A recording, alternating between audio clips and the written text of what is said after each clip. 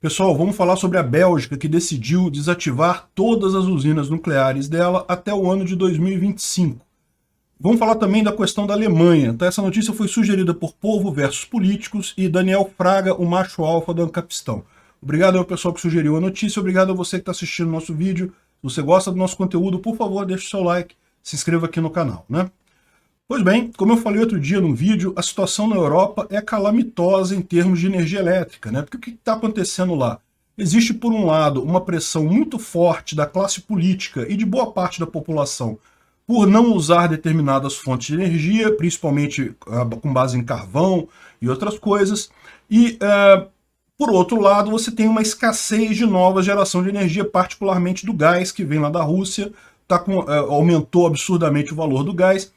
Então a Europa, nessa onda verde toda, está começando a ter uma crise energética, né? O preço da energia está subindo absurdamente. Isso tem afetado os europeus de forma direta. É natural isso, quem acaba pagando a conta dessas brincadeiras políticas todas é o povo que vai pagar isso no final das contas. Mas é aquele negócio, está gerando já um efeito de volta atrás nessas políticas verdes, porque de fato tem alguma coisa aqui que é complicado, né? Por exemplo, o caso clássico é o caso da energia nuclear. Existe uma tendência de vários países da Europa de encerrar usinas nucleares. A Alemanha diz que vai encerrar as usinas dela em 2022, ano que vem ela desliga as usinas. Ela já está com um preço absurdo de energia elétrica. Olha só essa notícia da Alemanha aqui. O valor alto do gás que vem da Rússia está falindo as empresas de energia elétrica na Alemanha. Porque elas pagam um valor pelo gás, ela tem contrato para fornecer energia elétrica, não consegue reajustar as coisas na velocidade necessária, no final das contas as empresas estão quebrando. Fecharam várias empresas lá, fechamento de 38 empresas de fornecimento de energia elétrica na Alemanha nos últimos meses, né? Então, ou seja, justamente por conta desse aumento absurdo do preço da energia, as empresas simplesmente não conseguem manter, né? Ah, mas então tem que envolver energia verde. Ok, né? A questão toda é, das energias renováveis que você tem, a melhor delas é a nuclear. E aí você encara exatamente esse tipo de coisa. A nuclear também eles não querem, porque isso dá medo nas pessoas de acidente, coisa e tal, então não tem, né? A Alemanha decidiu encerrar todas as usinas dela até 2022, ano que vem, e a Bélgica até 2025. Mas essa decisão da Bélgica aqui tem um porém, tá? Porque o que acontece nesse caso? Havia já uma lei de 2003 que previa que as usinas nucleares na Bélgica só poderiam funcionar até 2025. Esse limite já estava definido lá atrás, né? O que aconteceu nesse período foi que justamente em função dessa crise, o Congresso lá da Bélgica, os parlamentares da Bélgica tentaram reverter essa decisão. Eles queriam ou adiar esse prazo, botar mais para frente, ou pelo menos que os reatores mais modernos pudessem continuar. Então, as usinas mais antigas, tem algumas usinas muito antigas lá na Bélgica, energia nuclear é uma coisa que começou no mundo todo em 1960, então tem algumas usinas realmente muito antigas, essas seriam desativadas. Mas as usinas mais modernas, que têm um nível de segurança maior, elas seriam mantidas, porque isso é uma coisa, isso não penaliza tanto o povo belga, né? Mas no final, eles decidiram que vão encerrar tudo, porque, lógico, não são os parlamentares que vão pagar essa conta. Quem vai pagar essa conta é o povo da Bélgica, os otários lá que elegeram essa turma toda. Então, beleza, deixa eles lá. Mas tem um lado positivo nessa história aqui, tá? O que eles falaram aqui, o que eles conseguiram nesse processo, né, de discussão sobre futuro e coisa e tal, foi que eles concordaram em investir em energias renováveis neutras em carbono, incluindo reatores nucleares de próxima geração. Destinar fundos a novos reatores nucleares menores, que geram menos energia e são mais fáceis de controlar em caso de emergência. O que eles estão falando aqui? Eles estão falando justamente do Small Modular Reactor, que é uma tecnologia que já está sendo usada em algumas usinas na Rússia, já está sendo também em vias de ser licenciada nos Estados Unidos, já deve começar a ser usada lá também. Qual que é a proposta aqui? A proposta é, ao invés de você ter um grande reator com muita energia nuclear e ao mesmo tempo, você vai dividir esse negócio em pequenos módulos, pequenos reatores com capacidade menor de cada um, né? Mas é lógico que você vai ter vários deles na planta. Então, a ideia, aqui eles falam que não são reatores que geram menos energia, mas assim, uma usina pode gerar tanta energia quanto ela queira, basta ela ter vários desses reatores pequenininhos, né? Então a ideia é essa. Qual que é a vantagem em termos de segurança disso daí? A vantagem em termos de segurança é que justamente por ser um reator menor, se isso daí gera um vazamento, gera uma liberação, é uma liberação menor, né? Você tem uma quantidade menor de material sendo liberado e dessa forma você evita grandes acidentes nucleares. Ainda podem ocorrer acidentes, é lógico, as usinas mais modernas, e essas aí inclusive têm vários controles, são usinas muito diferentes de Chernobyl, elas têm mais de uma camada de proteção ali interna, e como a quantidade de material que tem ali é pequena, a tendência é que seja, mesmo que aconteça um vazamento, seja um vazamento menor, né? E não é só isso. O próprio desenho do reator ele é passivamente seguro. O que quer dizer passivamente seguro? Se tudo desligar, acabar a energia elétrica, sumirem os operadores, não tiver ninguém lá, a reação se extingue. Ela não vai entrar em runaway reaction, né, em reação em cadeia ou reação explosiva, como aconteceu lá em Chernobyl, como aconteceu em alguns outros casos, em Fukushima, em que você teve uma quebra lá da água, né? Qual que é a outra vantagem nessa usina pequena, né? Justamente pelo modelo dela ser pequeno e coisa e tal, ela requer menos complexidade para ser operada. As usinas nucleares são extremamente complexas, tem várias operações, várias coisas que o pessoal tem que fazer para manter, para fazer manutenção e coisa e tal. Essas usinas pequenas, elas são mais simples, tá? Elas são bem pequenininhas, são fáceis de ser operadas, e essa é a vantagem também, porque você simplificando a coisa, você também aumenta a segurança do processo como um todo. E ainda tem uma vantagem que dizem que ela é economicamente mais barata que as usinas, digamos, tradicionais. Por quê? Porque você pode ter uma grande fábrica de reatores. Então, ao invés de você, hoje, como é hoje, né? Como é que foi construído a Angra 1, Angra 2? Você constrói o reator ali no lugar, né? Onde você for colocar aquele reator, você constrói ele. Só que isso daí você não consegue ter justamente a produção em uma linha de montagem para produzir essas coisas, porque é cada um no lugar. Com isso daqui dá para você fazer, em tese, uma linha de montagem. É como se fosse uma grande pilha esse troço. É uma fábrica que vai fabricar essas pilhas nucleares, pequenos reatores, e depois manda para o lugar que elas vão ser operadas. E aí coloca lá e liga o negócio, e a partir daí gera energia elétrica, né? Esse tipo de desenho também, ele tem outras vantagens na hora de fazer reciclagem do material, porque como o tipo de reação que ocorre ali, ele queima também o tório, queima também um monte de produtos que hoje são subprodutos de usinas nucleares normais. Então ele queima mais coisa, então deixa menos lixo nuclear no final das contas. Enfim, tem uma série de vantagens, tem muita gente que aponta que isso daqui será o futuro da energia nuclear no mundo todo. Já tem, como eu falei, já tem uma operação na Rússia, já tem também na China uma planta que deve entrar em operação no final de 2026. Então é uma coisa que deve acontecer nos próximos 10 a 20 anos em termos de energia nuclear, mas é o futuro. Agora, isso é um problema para a Bélgica, tá? Porque aquele negócio de falar, não, beleza, vamos aceitar esse tipo de usina nuclear menorzinho. Mas como eu falei para vocês, isso é o tipo da coisa que é uma tecnologia em desenvolvimento. Isso vai estar maduro daqui a 10, 20 anos. Vai estar economicamente viável lá na frente.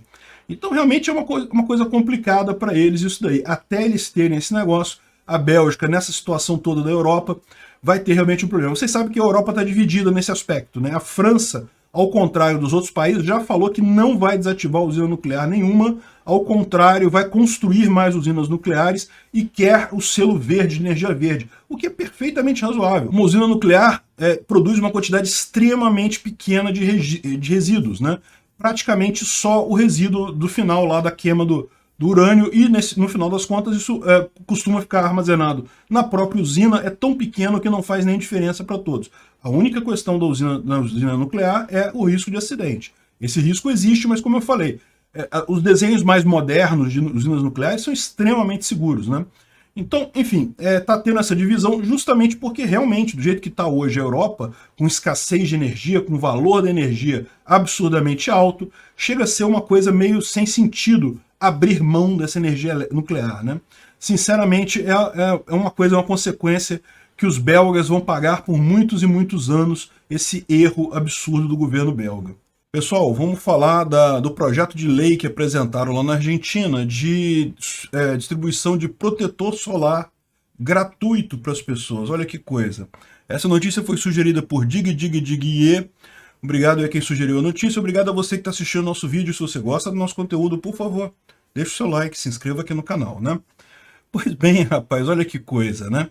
Aqui no Brasil, recentemente, a gente teve um episódio desse que, felizmente, foi barrado pelo presidente, né? Uma turma lá de representantes do Polo Lima, né, que é um grupo de parlamentares bem conhecidos, quis vender a ideia de absorvente gratuito. A história é sempre a mesma, né? Um absorvente é uma coisa muito importante para as mulheres, então tem que ser gratuito. E, veja, eu concordo que absorvente é muito importante para as mulheres, eu concordo que é um absurdo que pessoas tenham dificuldade de ir à aula porque não tem absorvente, então realmente é uma coisa muito chata. O fato é, o governo cuidar disso só vai levar a absorvente faltar, porque vai ser igual no SUS, né? Não, tem absorvente de graça, público gratuito de qualidade. Mas hoje não tem, volta daqui a 3 meses que o remédio faltou, que a licitação emperrou, que não saiu não sei o que lá. É sempre assim. Você quer fazer uma coisa ficar cara, entrega ela na mão do governo. O governo vai ter a licitação para comprar, isso vai ser uma maravilha. Sabe quem é beneficiado com esse projeto de absorvente gratuito aqui no Brasil? As empresas que fabricam absorvente. Lógico, porque vai ter aquelas licitações maceteadas do governo federal, vão ganhar uma grana mole ali, fácil. Não precisa ser de qualidade, não precisa ser nada, só precisa ter acordo com alguém no governo, lá é sempre assim que funciona. No final das contas, passa o negócio e pronto, eles compram lá o absorvente. É sempre assim. Mas e a mulher, coitadinha, que não tem absorvente, coisa e tal. Vai continuar não tendo, porque como eu falei, igual o SUS. O pessoal fala assim, mas e que não pode pagar a saúde? Caramba, o pobre morre hoje em dia, ele vai procurar saúde no SUS e morre. Porque não tem a data para marcar cirurgia, não tem médico para atender, não tem nada funcionando. Como assim? SUS não resolve nada. O problema que o SUS resolve é enriquecer político. Enriquecer, cara... Tem cada licitação no SUS maneira, nossa senhora, os políticos ficam tudo em cima ali, cara, dá para ganhar uma grana nessa licitação. O pessoal tá falando aí que tem um negócio de prótese de osso, né? Prótese de platina para fazer, substituir gente que teve osso quebrado, coisa e tal. Diz que é cada licitação nessa área, meu amigo, que é uma delícia. Porque, né, é um negócio que não tem data de validade, não sei o que lá, o pessoal compra joelho para 300 anos de joelho aqui no Brasil, não sei o que lá, dá uma dinheirama. A única pergunta que o pessoal faz é quanto dinheiro que você tem aí, né, que tem no orçamento para gastar, e sai gastando tudo em licitação. Aí o pobre mesmo, que é a desculpa que eles usam para essa invenção toda, chega lá e não consegue se tratar. E às vezes o pobre até precisa da porcaria do negócio do joelho, mas aí, cara, fica na burocracia e não chega nele e acabou, não tem. É o que acontece, é o que mais vê acontecer por aí. No final das contas, o governo, qualquer coisa feita pelo governo é muito mais cara.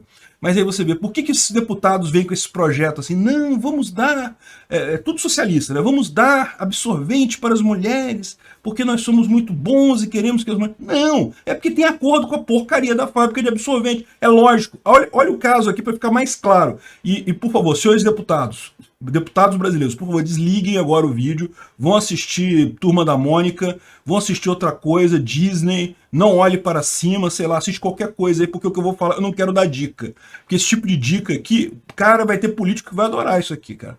Porque realmente, né, lá na Argentina, fizeram um projeto agora para subsidiar protetor solar, né? E realmente, protetor solar, cara, é uma coisa importante pra caramba. As pessoas morrem de câncer, pô.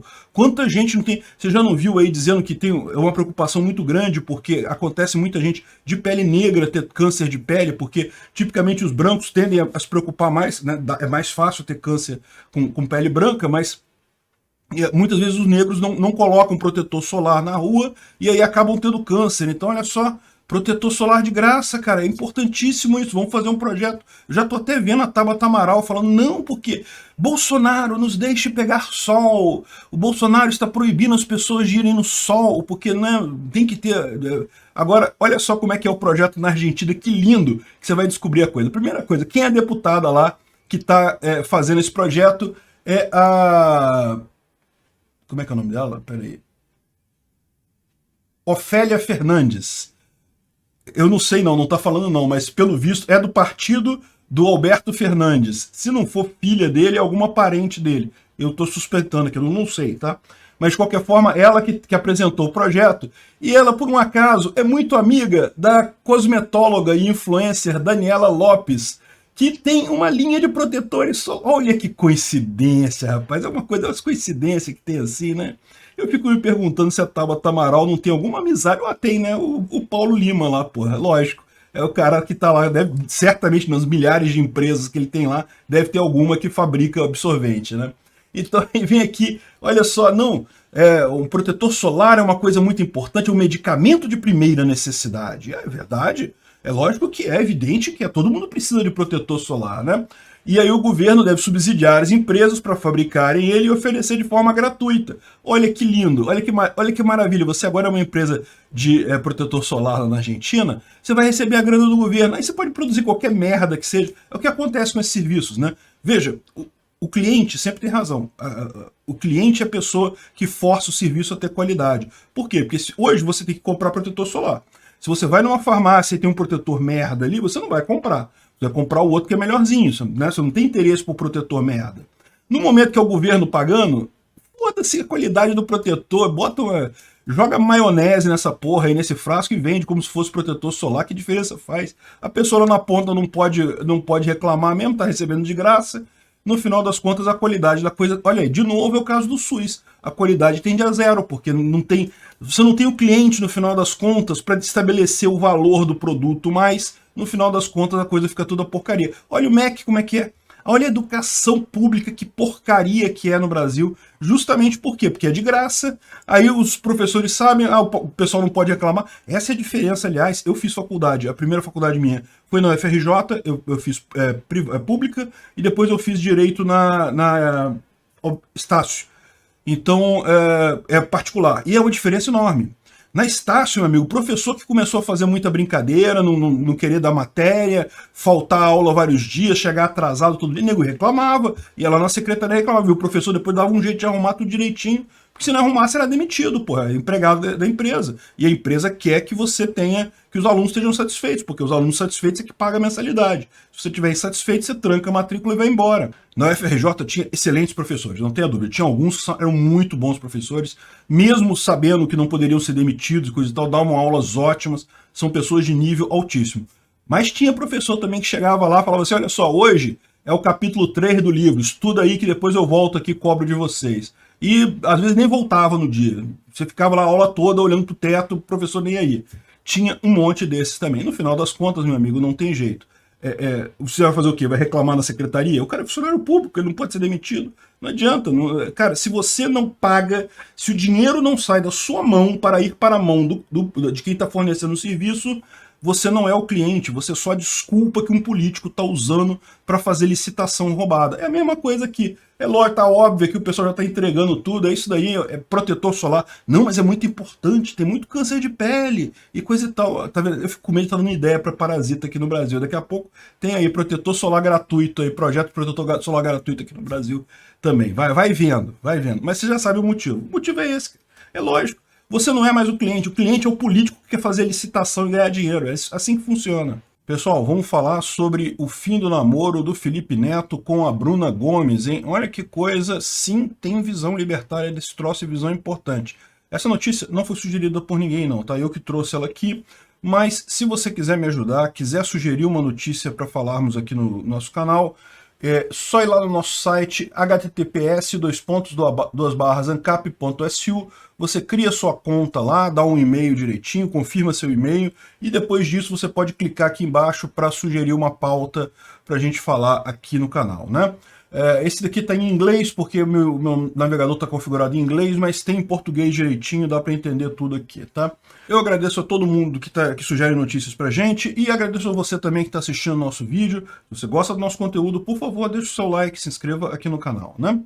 Pois bem, olha o que aconteceu. Ontem saiu pelo Instagram, na mídia social, a notícia de que o Felipe Neto tinha terminado o namoro dele com a Bruna Gomes. E foi tudo via telefone, parece. Foi um negócio meio... Já deviam estar brigados, né? Já devia estar uma situação meio ruim. E houve essa briga, né? O Felipe Neto colocou uma nota no Instagram dele dizendo que a assessoria do Felipe Neto, que o relacionamento, informa que o relacionamento do comunicador com a influenciadora digital Bruna Gomes chegou ao fim, coisa e tal. agradece a todos pelo carinho e preocupação, enfim, ele anunciou que acabou o relacionamento, mas o que me deixou mais assustado foi a nota dela, tá? A nota dela eu vou ler para você, vou destacar alguns pontos que eu achei extremamente interessantes. Aqui foi a nota da Bruna, né? Diante das notícias, comentários e principalmente pela posição assumida por um dos protagonistas, este que, em primeira análise, deveria resguardar o núcleo familiar, que constituiu um núcleo familiar, viu? Constituiu uma família, hein? Evitando-se especulações e distorções da verdade, cabe a mim esclarecer e me posicionar. No dia 25, Natal, fui surpreendida com um telefonema do meu companheiro, não é namorado, não é amizade colorida, não, é companheiro, com quem partilhei uma vida em comum nos últimos anos, partilhei a minha vida. Felipe Neto colocando fim à nossa relação, portanto, sim, é verdade, não dividimos mais o interesse de vida em comunhão. Dividimos mais, já dividimos no passado, mas não dividimos mais a vida em comunhão. Meu amigo, isso daqui é nota de advogado. Isso daqui está dizendo assim, olha só, é união estável, exatamente, vou entrar na justiça exigindo divisão de bens. É isso que está escrito aqui. Trocando em miúdos é exatamente isso. Veja, eu não estou aqui para julgar ninguém se era mesmo ou não era. Vamos entender o que é união estável, qual que é essa situação, como é que se pode confundir namoro com união estável e coisa e tal. Mas o fato está muito claro nessa nota aqui, os termos que ela usou, olha só, núcleo familiar, meu companheiro, e não dividimos mais o interesse de vida em comunhão, né? Por quê? Porque qual que é a história por trás disso daí? Se formos aqui na Constituição do Brasil, a CRFB, a caralhada de rabisco para fuder banânia, no artigo 226, família, base da sociedade, tem especial proteção do Estado. E aí vem aqui artigo 1º, artigo 2º, artigo 3º, ou parágrafo 3º. Para efeito da proteção do Estado, é reconhecida a união estável entre homem e mulher como entidade familiar, devendo a lei facilitar sua conversão em casamento. Ou seja, o que quer dizer isso daqui? Quer dizer que a união estável tem os mesmos efeitos legais que o casamento.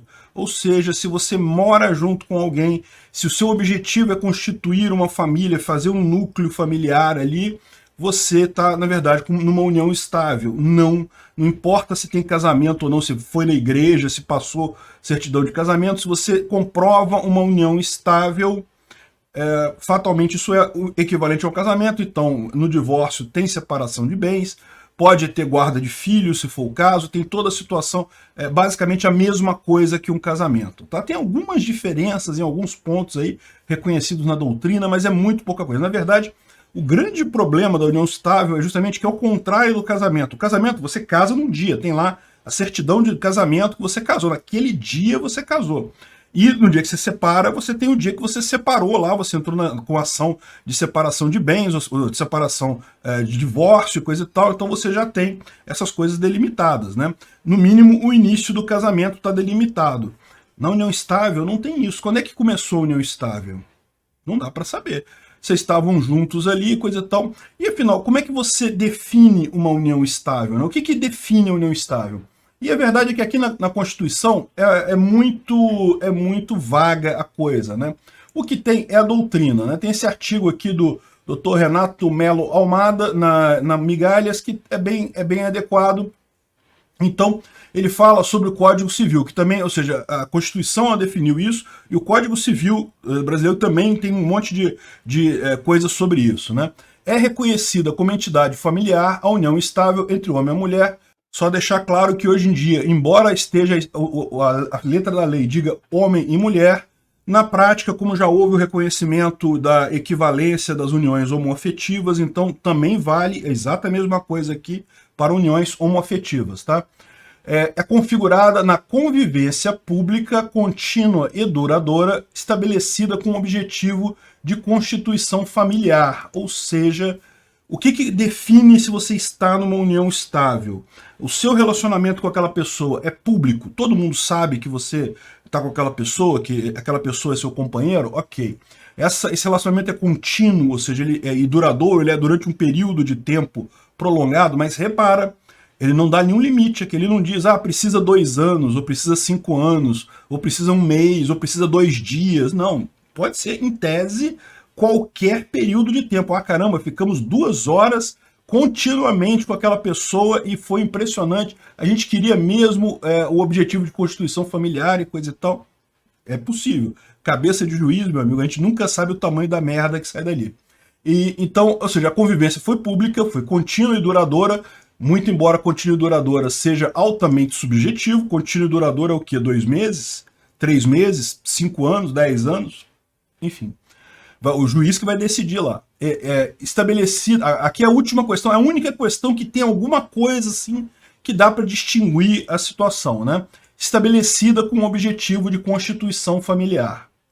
Então, aqui que está o problema. Se você tem um relacionamento com alguém, que é um relacionamento público, que todo mundo sabe que vocês estão juntos, e que durante algum tempo vocês estão juntos, qualquer tempo, porque como não fala o limite aqui, em tese, né, pode ser qualquer tempo, a grande questão é você comprovar se havia o interesse em formar família. Ou seja, vocês não precisam morar juntos, não precisa morar junto para ser entendido como união estável. Não precisa ter filhos, né? Basta o objetivo disso. A gente tinha um objetivo de morar junto, a gente tinha um objetivo de ter filhos, o objetivo de formar uma família. Não necessariamente naquele momento você estava ali. E olha só, olha uma situação em que muitas vezes isso se enquadra. É no namoro.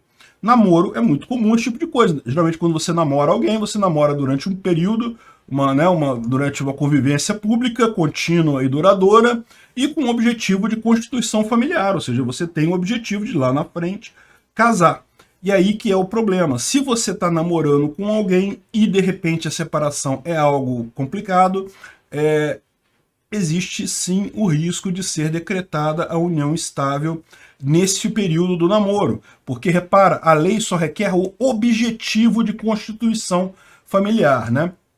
E eu não vou ler para vocês tudo que está escrito aqui, tem um monte de jurisprudência, um monte de coisa, mas basicamente o que ele fala a grande pergunta que se faz aqui é, beleza, mas eu sou o namorado de alguém, só que eu tenho medo do fim, eu quero terminar o nosso relacionamento, não estou satisfeito, desisti do interesse em casar, em constituir família, e então quero terminar, mas não quero que ela considere isso como uma união estável. Você está enrascado. Em última análise, o que ele está falando aqui é, você está enrascado. Você está enrascado porque, meu amigo, tem coisa que você pode fazer para mitigar o problema, para diminuir o problema, né? Que é, primeiro, jamais produzir provas contra você mesmo. Jamais mandar bilhetinhos, olha, eu te amo para todo sempre. Quero envelhecer com você. Olha que bonitinho, imagina nós dois numa cadeira de balanço na varanda de casa, com os nossos netos e coisa. Meu amigo, mandar esse tipo de papagaiada, você tá fudido, porque você determinou que você quer constituir uma família com aquela mulher, você quer ter filhos, você quer morar no mesmo lugar, mesmo que você não more no mesmo lugar, enfim. Então, ou seja, aí o que ele fala aqui, que a única coisa que você pode fazer de objetivo para isso seria escrever um contrato entre você e a pessoa, deixando claro no contrato que o casal não tem o objetivo de constituir uma família, é apenas uma relação temporária e coisa e tal, sem objetivo nenhum de constituir família. Só que aquele negócio que eu falei para vocês de contrato, né? Contrato na justiça brasileira não vale nada, é altamente questionável. Ele mesmo fala aqui, ó, você tem que renovar esse contrato com frequência. Não basta você fazer uma vez e deixar para lá. Você tem que a cada 6 meses fazer o contrato. Por quê? Porque qualquer coisa ela vai alegar que, não, naquela época que eu assinei o contrato, eu tinha havia esse interesse. Mas aí, realmente não havia esse interesse. Mas 6 meses depois, havia o interesse. E aí, ou seja, a união estável vai ser dali para frente. No final das contas, meu amigo, não tem jeito. Ou o pior, ela vai questionar o contrato. Não, ele me forçou, se eu não assinasse o contrato, ele terminava o nosso belíssimo caso de relacionamento amoroso e coisa e tal, nosso interesse de constituir família e coisa e tal. Meu amigo, assinar contrato, esse negócio, muita gente fala assim, né? Não, que absurdo, esse negócio, agora eu tenho que, toda vez que eu for transar com uma mulher, eu tenho que pegar um contrato dela assinado, dizendo... Eu falei, não, isso não adianta, você não entendeu. Isso aí não adianta, não. Contrato assinado não adianta nada, na legislação brasileira não adianta nada. Agora repara, lendo a lei, né, que uma convivência pública, duradoura e com objetivo de constituição familiar. Agora, lê o que está escrito aqui, né? Que deveria resguardar o núcleo familiar que constituiu. Ele constituiu um núcleo familiar. Meu amigo. Não dividimos mais o interesse de vida em comunhão, ou seja, eles tinham um interesse de vida em comunhão antes, não dividem mais agora, mas antes eles tinham um interesse de vida em comunhão, né? E ainda eu coloquei meu companheiro, que companheiro geralmente como se chama a pessoa, as partes numa união estável, né? Companheiro e companheira, enfim. Amigo, boa sorte, Filipão. Boa sorte aí, você vai precisar, viu? Contrata um bom advogado, porque você vai precisar. E no final das contas não tem jeito. Esse troço realmente. E se aplicar a união estável, qual que é a diferença, né? Não pode terminar? Não, pode. Não tem essa. Ninguém é obrigado a ficar com outra pessoa. Terminar pode sempre. A questão toda é justamente a separação de bens. E lembra, aqui no Brasil tem aquele negócio, vai reconhecer como casamento. Então é como se tivesse casado nesse período. Se tivesse casado, mas se você tivesse casado, se você tivesse assinado um casamento, você poderia casar optando pela separação de bens. Você poderia fazer isso. Mas como foi uma união estável, a separação é considerada o casamento é considerado pelo default, que é a comunhão parcial de bens. Ou seja, o que ele já tinha antes dos... Parece que eles estavam namorando há 5 anos já, então antes de 2016, né? Antes de 2016, o que era dele continua sendo dele, o que era dela continua sendo dela. Entre 2016 e 2021, que é o período em que eles estavam namorando, então supõe-se que foi o período da união estável. Veja, isso aí tem um ponto, tá? Como eu falei, a gente não sabe se todo período vai ser considerado união estável. Depende do juiz, né? Cada um vai argumentar uma coisa, vai argumentar uma data lá e o juiz vai definir qual foi o início e o fim da união estável. E daí, o que foi ganho pelos dois no meio desse período deve ser dividido pelos dois na separação de bens que deve se seguir agora, né? Então, no final das contas, meu amigo, é uma coisa complicada isso daí. Aí você fala, pô, mas caramba, olha só, a legislação estatal realmente é um absurdo, que coisa...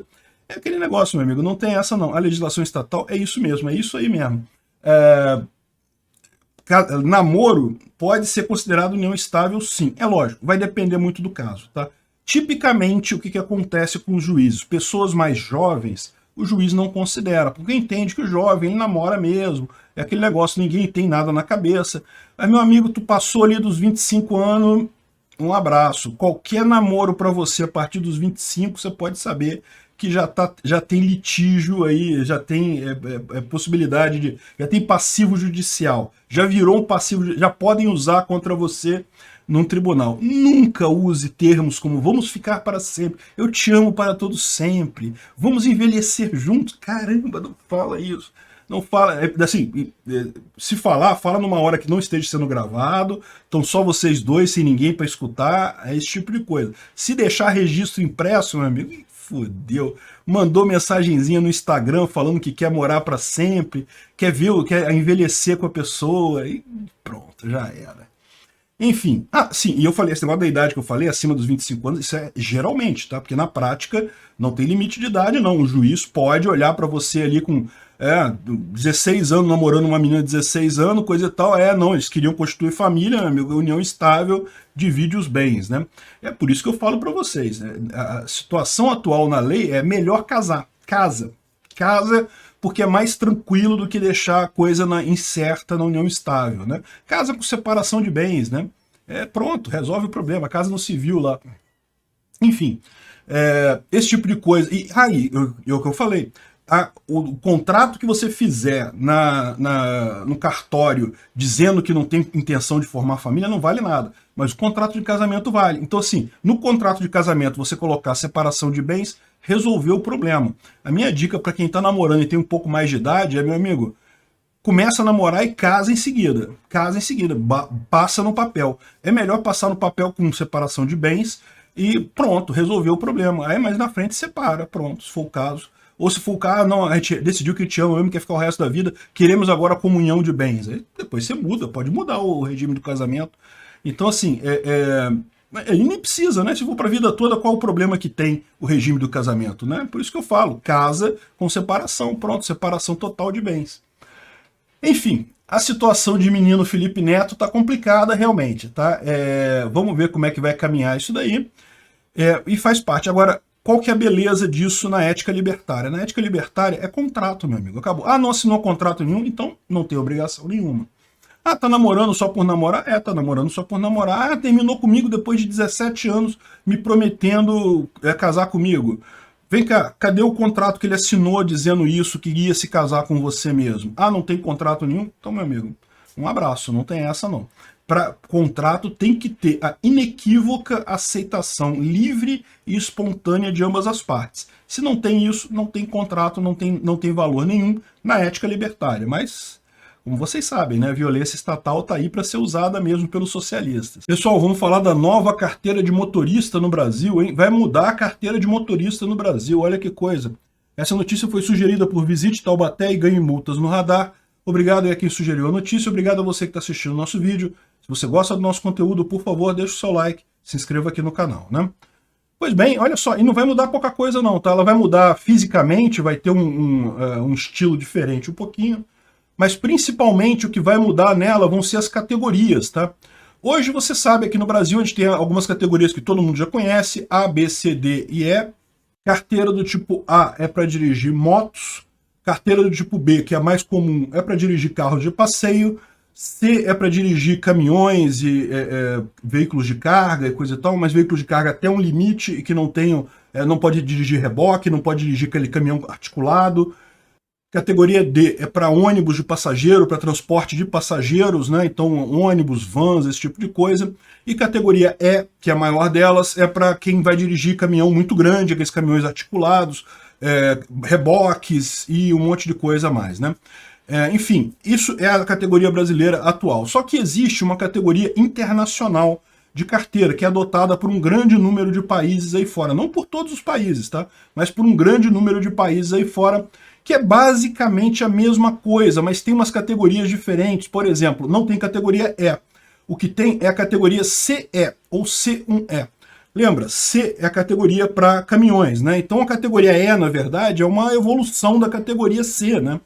E então essa categoria chama-se CE ou C1E, que é a categoria para grandes caminhões, né? Então tem essa equivalência entre algumas categorias, mas tem algumas coisas diferentes, né? Por exemplo, tem categoria B1 e C1, por exemplo, que é com relação, e no caso das motos tem a categoria A1, que é com relação ao tamanho do carro, o tamanho do veículo. Então, por exemplo, categoria B você pode dirigir hoje qualquer carro de passeio, não importa o tamanho dele. Haveria uma categoria B1, que seria para dirigir carros grandes, caminhonetes, carros de passeio de tamanho maior, né? De fato, você fazer baliza numa caminhonete é um pouco mais complicado do que você fazer baliza num Fiat Uno, né?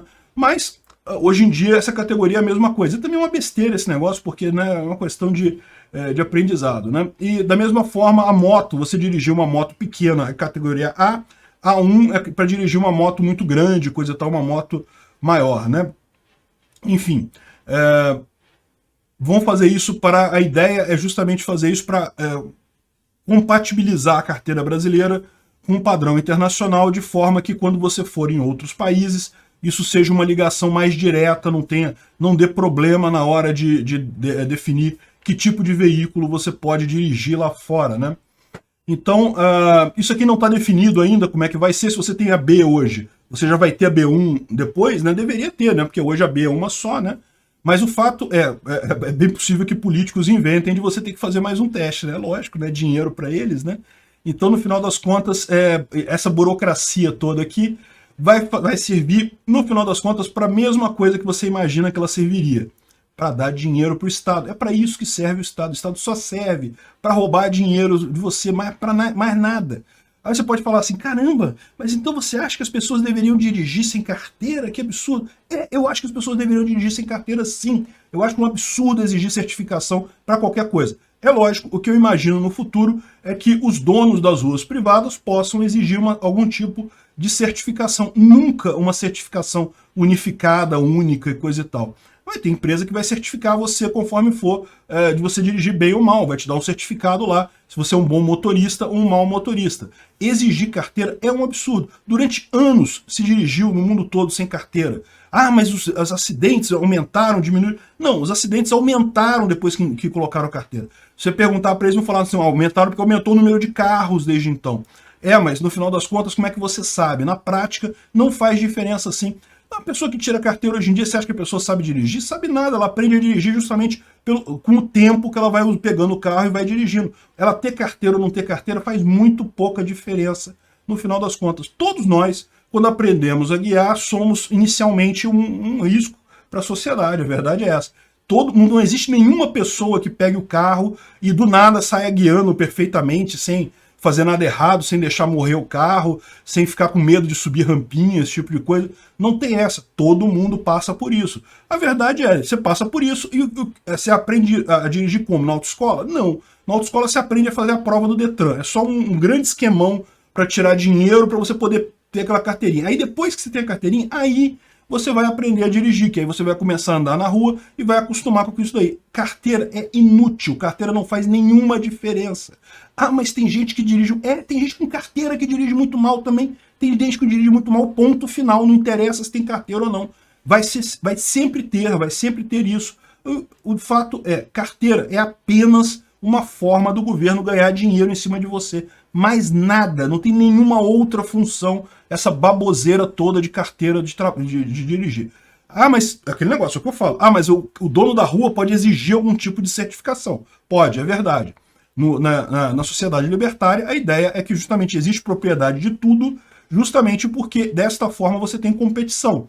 Então, se você tem uma avenida ou uma rua que exige uma certificação para você guiar e você não tem aquela certificação, você pode usar uma outra rua, um caminho alternativo que não exija tal certificação. Excelente. Ponto. Resolvido o problema. No final das contas, a tendência é que as empresas usem uma certificação razoável. Nem zero certificação. Pode usar zero certificação, na minha visão, pode usar sem problema. Mas uma certificação razoável que não espante fregueses da sua rodovia, mas ao mesmo tempo tranquilize as outras pessoas de que aquilo ali é seguro. O fato é, isso aqui é só mais um daqueles golpinhos do governo de querer dizer que resolve um problema que ele não tem como resolver e com isso ganhar dinheiro da população supostamente resolvendo um problema que ele não resolve, não muda nada. O fato das pessoas terem carteiras hoje em dia só dá dinheiro para o governo em multa. É só isso, não tem mais nenhuma função a carteira. Pessoal, vamos falar sobre as enchentes no sul da Bahia. A situação está realmente muito crítica por lá. Chuva muito forte esses dias lá. Essa notícia foi sugerida por Comunismo Funciona, mas não quer passar fome, Helena, o Papai Te Ama, líder da União dos Comedores de Gigantas, o Primo Comuna com Minha Liberdade de Expressão, Peter tem avatar de sunguinha no metaverso. Obrigado ao pessoal que sugeriu a notícia, obrigado a você que está assistindo o nosso vídeo. Se você gosta do nosso conteúdo, por favor, deixe o seu like, se inscreva aqui no canal, né? Pois bem, vocês devem estar acompanhando aí pelas redes sociais. Aliás, é melhor acompanhar pelas redes sociais do que pelas mídias tradicionais, a questão das enchentes lá na região do sul da Bahia. São várias cidades atingidas, a situação realmente muito triste do pessoal de lá. Dá para ver que vários rios encheram na região. Realmente foi o caso lá, foi o caso tradicional de enchente, muita chuva. Muita chuva mesmo, já foram registrados 30 mil desabrigados, 20 mortes, 470 mil no total afetados, com cidades realmente totalmente alagadas. São várias cidades, tá? Tem uma lista de cidades aqui que foi decretado o estado de emergência, tem algumas delas aqui nas fotos. Eu não vou ler todas elas, realmente é um número muito grande de cidades aqui, mas dá para mostrar aqui no mapa mais ou menos onde é que é isso. É sul da Bahia, aqui ó, Itabuna está aqui, Poções está aqui, então até Vitória da Conquista, toda essa região aqui está sofrendo com o alagamento, né? Um monte de cidades por aqui que está sofrendo com grande alagamento, com grandes problemas. Eu não sei como é que está Ilhéus, mas tipicamente cidades próximas ao mar costumam ter menos problema porque o rio já está chegando no mar. Isso não é sempre verdade não, mas costuma ser assim. Não sei como é que está a situação lá em Ilhéus, né? Parece que até Porto Seguro está também em estado de emergência. Onde é que fica Porto Seguro aqui? Porto Seguro fica mais para o sul aqui, ó, Porto Seguro. Ou seja, toda a região do sul da Bahia está com esse problema de chuva, problema de enchente e realmente uma situação crítica. O motivo disso é excesso de chuva. O fato é esse, né? Isso não deixa de ter um lado positivo, que é o fato de que a gente estava sofrendo até bem pouco tempo atrás com a ameaça de faltar energia elétrica, de racionamento de energia elétrica por falta de chuva. O fato é que esse verão chuvoso, do jeito que está ajudando a recompor os reservatórios, mas evidentemente esse tipo de situação é muito triste. A esse custo ninguém queria essa solução, né? Pois bem, essas chuvas já estão acontecendo há algum tempo. Vocês lembram, pouco tempo atrás, Bolsonaro esteve lá em Itabuna, esteve lá nessa região para prestar solidariedade, porque já estava alagando e continua essa situação por lá, né? A mídia tradicional está evidentemente falando do problema, mas sinceramente, se você quer ver em detalhes o que está acontecendo, procura no YouTube o pessoal filmando as coisas, né? Esse vídeo aqui foi postado logo que rompeu a barragem do Rio Bezerro, no dia 27 de dezembro. Olha só, é realmente impressionante. Um açude, isso daqui é um açude grande pelo visto, e rompeu o açude, e a água, foi essa água aí que acabou chegando até Itabuna, alagando Itabuna, né? Se você for ver aqui no mapa, Poções, isso aí fica em Poções, né? Poções está em algum lugar aqui para cima. Jequié, Poções está aqui, ó. E aí esse rio deve descer aqui para a região de Itabuna e acabou levando a este problema todo aí, é um dos pontos críticos, né? Enfim, muita água mesmo, muita coisa, e esse tipo de problema é um problema sério, né? Você tem na região que é uma região que não está acostumada a receber muita chuva, aí o pessoal faz açude, faz um monte de contenção e coisa e tal, e quando vem uma chuva dessa, os açudes não suportam, e aí quando liberam toda a reserva que está no açude, o que acaba piorando a situação, né? Aqui em Itabuna, há alguns dias atrás, dá para ver realmente, eu não vou tocar o vídeo aqui por risco de copyright, tá? Realmente você vê a situação aqui muito ruim, e também para incentivar, é bom vocês irem no canal da pessoa que postou o vídeo, porque, né, privilegia o trabalho de quem foi lá filmar a coisa e postar para vocês. É só procurar Itabuna, enchente, Bahia, você vai encontrar um monte de coisa no YouTube. Tem realmente muito vídeo sobre o alagamento lá, realmente um alagamento muito complicado, uma região que não está acostumada a alagar dessa forma, né? Isso aqui é a cidade de Dário Meira, na Bahia também, olha só, água no nível do telhado das coisas, né? Agora, é importante notar que isso daí foi há alguns dias atrás, tá? No dia 26 e 27. Inclusive o pessoal está preocupado agora com várias outras barragens. Se você for em todas as barragens da região, por exemplo, essa daqui é uma barragem de concreto, deve ter sido projetada por um engenheiro, tem um risco menor de romper. Mas é lógico que o grande risco de romper nessas barragens é aquela barragem feita no quintal de casa, que quem fez foi o cara ali mesmo. Esse tipo de coisa é mais arriscado de romper, sim. Aqui essa barragem que eles estão falando aqui no vídeo é que o pessoal tem tentado conter a água na barragem, só que a barragem está no limite, ela também não pode segurar a água mais tempo, porque está no limite, né? Então ela tem que liberar a água, e o que eles estão dizendo aqui é justamente que diminuiu o volume de água de alguns dias para cá. Isso é uma coisa positiva. O pessoal aqui mostra aqui, por exemplo, essa região aqui, ó, isso aqui é em Poços, tá? Poços também está toda aquela região do sul da Bahia alagou, né? E o pessoal está mostrando aqui, tá vendo? Olha só, alguns dias chegou até aqui a água já está baixando. Isso é uma coisa positiva, não tenha dúvida. É uma coisa muito triste esse tipo de imagem. Aqui no Rio, aqui no Catete alaga sempre. Mas a minha principal lembrança de alagamento é lá em Cataguases, onde é minha família, que lá sempre alaga também. Eu espero que esse ano não esteja mal, o Rio Pomba lá não esteja alagando a cidade. Mas é muito comum essa cena, depois que alaga, a coisa mais triste é isso, é o pessoal jogando lixo para fora, né? Porque na verdade você perde tudo e aí ficam os caminhões passando para pegar o lixo, jogar tudo fora. Eu imagino que é o que a população lá de Itabuna está passando lá na Bahia, neste momento de tirar as coisas e jogar tudo fora, porque, né, não aproveita nada, não tem como aproveitar nada. O máximo que você faz é jogar água, limpar, mas móvel, roupa, esse tipo de coisa é lixo, virou lixo, né? E realmente tem é engraçado, eu vendo essa cena, eu sinto até o cheiro do tipo de coisa, é um cheiro próprio, né, de lama. Enfim, muito triste a situação, mas pelo visto, o que está mostrando aqui no YouTube é que as coisas já estão caminhando para a melhora, né? Tomara que sim, tomara que não venha mais chuva por aí.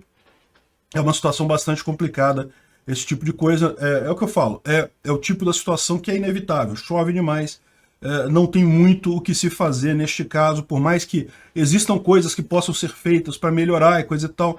Na prática, a minha crítica nisso aqui é que o governo adora dizer que ele vai resolver o problema, né?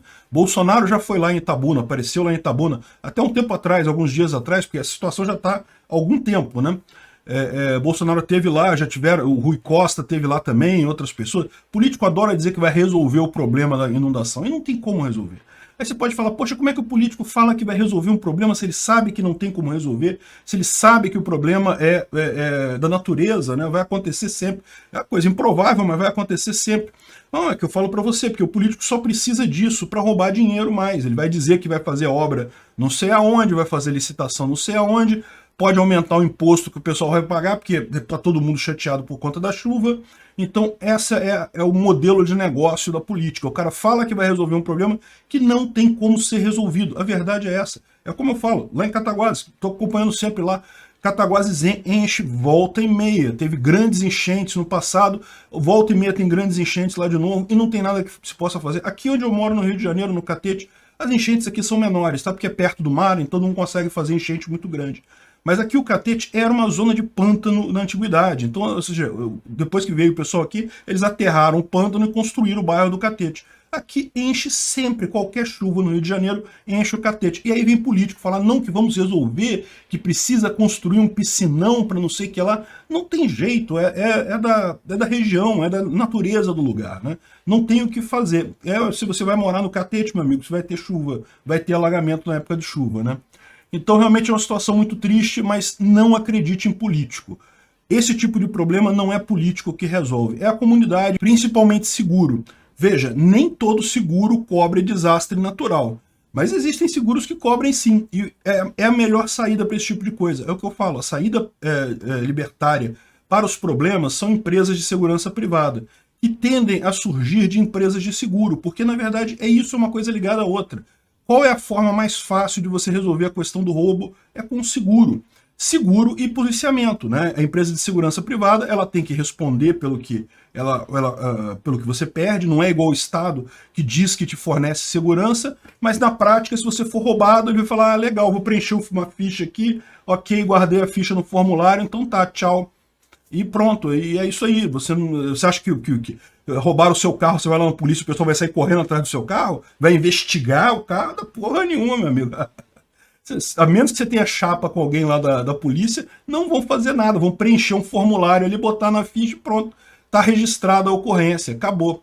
Esquece, Estado fala que te dá segurança, mas não dá. A segurança, a polícia, ela serve para dar segurança ao político, ao Estado. Ela não dá segurança para a população. Eles vendem para você a ideia que ela vai dar segurança para a população, não. Ela dá segurança ao Estado. Então, seguro, nem todo seguro cobre isso, tá? Mas é a saída melhor. Faça um seguro que cubra esse tipo de tragédia. É a melhor coisa. Pessoal, vamos falar das privatizações do Paulo Guedes. Ele conseguiu privatizar bastante coisa. Vamos entender isso daqui. Essa notícia foi sugerida por Efraim Caprioli, camisa de gola de Xandão é fimose. Obrigado ao pessoal que sugeriu a notícia. Obrigado a você que está assistindo o nosso vídeo. Se você gosta do nosso conteúdo, por favor, deixe o seu like, se inscreva aqui no canal, né? Pois bem, o Paulo Guedes havia prometido na época da campanha que ia privatizar R$1 trilhão com venda de ativos do Estado. Ia vender um monte de coisa e tal. Acabou que o resultado obtido foi bem menor do que esse, 227 bilhões, mas não deixa de ser um resultado muito bom, principalmente dado o principal problema dessa história toda, que foi a proibição do STF de privatizar. Para quem não lembra, o STF sempre reconheceu, o Fernando Henrique, quando privatizou lá as telefônicas e coisa e tal, ele privatizou simplesmente, não passou nada pelo Congresso. Nunca, não tem nada na Constituição dizendo que privatizações precisam passar pelo Congresso, e todo mundo sabe que passar privatização pelo Congresso é um inferno completo, porque tem um monte de congressista com um monte de interesse, que vai querer incluir um monte de coisa de penduricalho no projeto. Não tem como privatizar nada se tiver que passar no Congresso. Então, na verdade, o que o STF fez em 2019, e fez isso claramente para impedir a privatização das coisas, foi justamente proibir o governo de vender as coisas sem passar pelo Congresso. Ah, não pode vender empresa sem passar... Uma regra que tiraram do cu deles, porque não tem na Constituição em lugar nenhum dizendo isso. É aquela velha interpretação hermenêutica pentadimensional lá dos ministros do Supremo.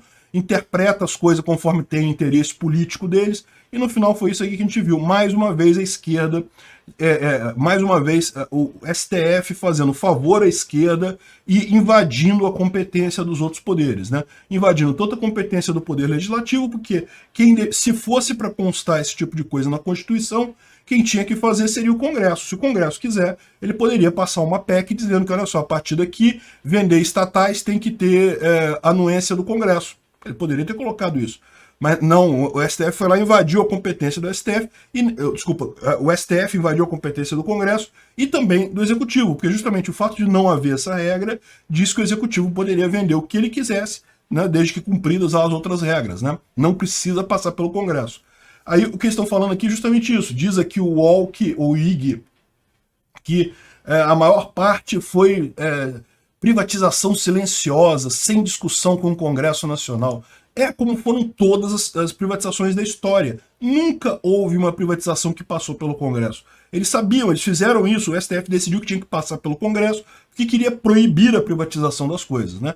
Ainda assim, conseguiram passar pelo Congresso a privatização da Eletrobras, cheia de penduricalho, e a dos Correios passou pelo menos pela Câmara, está encalacrada no Senado, não se sabe se isso vai sair de alguma forma, mas repara o problema que nós temos aqui, né? Enfim, realmente no final das contas foi uma excelente coisa que fez o Paulo Guedes. Gente, 227 bilhões de privatização é coisa pra caramba. Com essa dificuldade ainda de ter que passar pelo Congresso as coisas, poxa, olha só, a maior parte das coisas que eles fizeram foi vender justamente ativos da Petrobras, né? A TAG, por exemplo, que é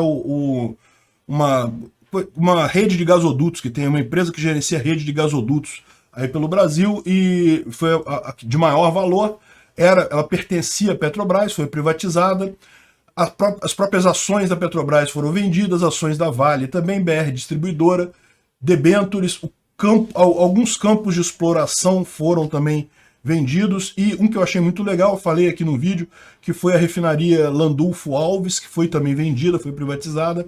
Excelente, tinha que privatizar mais um monte disso daí. Enfim, realmente foi um sucesso a privatização do Paulo Guedes.